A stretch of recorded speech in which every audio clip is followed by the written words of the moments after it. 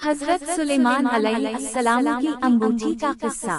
حضرت سلیمان علیہ السلام کو اللہ تعالیٰ نے بے مثال بادشاہی، حکمت، علم اور جنات، انسانوں اور پرندوں پر حکومت عطا فرمائی تھی۔ اللہ نے آپ کو ایک خاص انگوٹھی عطا فرمائی تھی جسے خاتم سلیمان کہا جاتا ہے۔ اس انگوٹھی میں اللہ کا اسم اعظم کندہ تھا اور اسی انگوٹھی کے ذریعے حضرت سلیمان تمام مخلوقات پر اختیار رکھتے تھے۔ انگوٹھی کی طاقت: اس انگوٹھی کے ذریعے آپ جنات، ہواؤں اور دیگر مخلوقات کو حکم دیتے تھے۔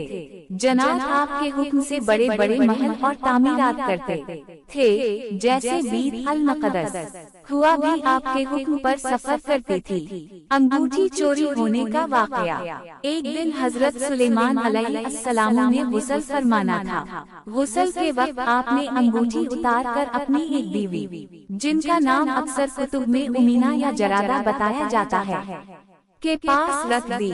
اسی دوران ایک شیطان جس کا نام بعض روایات میں سخر بتایا گیا ہے نے عورت کی شکل اختیار کی اور انگوٹھی چورا لی۔ انگوٹھی ہاتھ میں آتے ہی وہ شیطان حضرت سلیمان کی شکل میں تخت پر جا بیٹھا اور جنات و دیگر مخلوقات اس کے حکم کے تابع ہو گئیں۔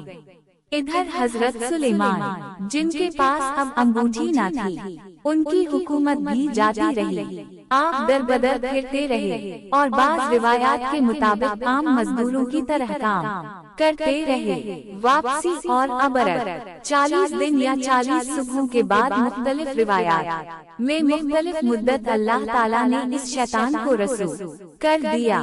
وہ انگوٹھی سمندر میں پھینک بیٹھا یا کسی مچھلی کے پیٹ میں چلی گئی۔ ایک دن حضرت سلیمان علیہ السلام کو مچھلی ملی۔ جب وہ اس کو پکا رہے تھے تو اس کے پیٹ سے وہی انگوٹھی نکلی۔ انگوٹھی پہننے کی دیر تھی کہ اللہ تعالیٰ نے آپ کو دوبارہ بادشاہت عطا فرما دی اور جنات و دیگر مخلوقات دوبارہ آپ کے تابع ہو گئیں۔